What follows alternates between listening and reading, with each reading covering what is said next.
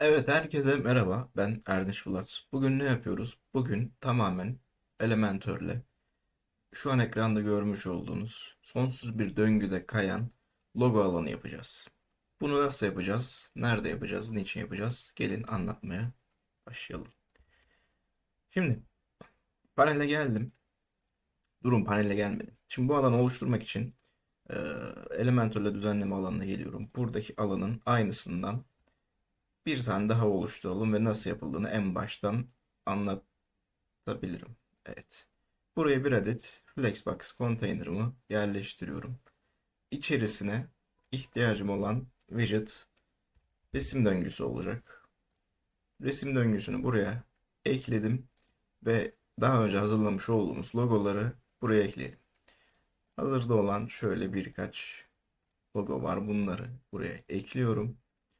Ayarlarını yapalım. Çözünürlükleri tam olsun.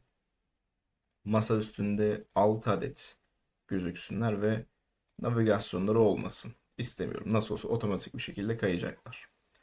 Aynısı olması için buradaki konteynerin genişliği de kaçmış bakalım.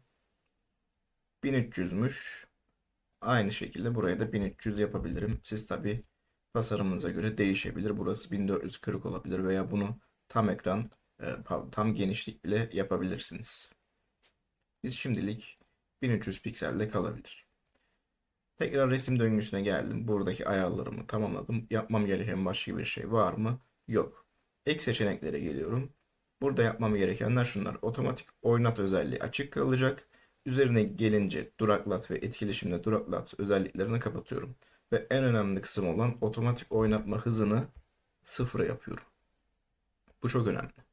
Sonsuz döngümüz açık olacak. Animasyon hızımız da size göre değişebilir. Ben 5000 milisaniye yapabilirim. Yönümüzü de sol tarafa akacak şekilde ayarlayabilirim. Şimdi burayı bir kaydedelim ve nasıl gözüktüğüne bakalım.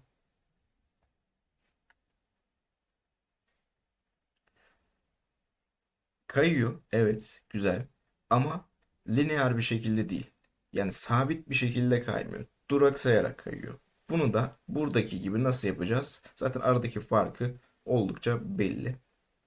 Nasıl yapacağız? Onun için de yine resim döngüsünün içerisindeyim ve gelişmişe gelip en alt kısımdan Custom CSS diyorum ve buraya özel CSS kodumu yazıyorum. Bu kod buradaki logoların sonsuz bir şekilde ve düzenli lineer bir şekilde hiç duraksamadan aktif bir şekilde kaymasını sağlayacak. Bu kodu ekledikten sonra yayınlayalım ve tekrar bakalım. Şimdi bakın, gösterdiğimde aynısı oldular. İkisi de aynı şekilde aynı hizada ilerliyorlar. Bunun hızını dediğim gibi değiştirebilirsiniz. 5000 bana çok yavaş geldi şu an için. Mesela bunu da bu sefer 3000 yapabilirim. 3000 yapabilirim ve daha hızlı bir şekilde logolar kaymaya başlayabilir. Belki iki alana sahip de olmasını isterseniz bunu çoğaltıp diğer logoları da yönünü değiştirip sola değil de sağa yaptığınız takdirde hem sola ve hem sağ olan iki adet logo alanı oluşturmuş olursunuz. Bakın, bu şekilde de bir tasarım yapılabilir. Peki bunun uyumlulukları nasıl olacak? Hemen bakalım.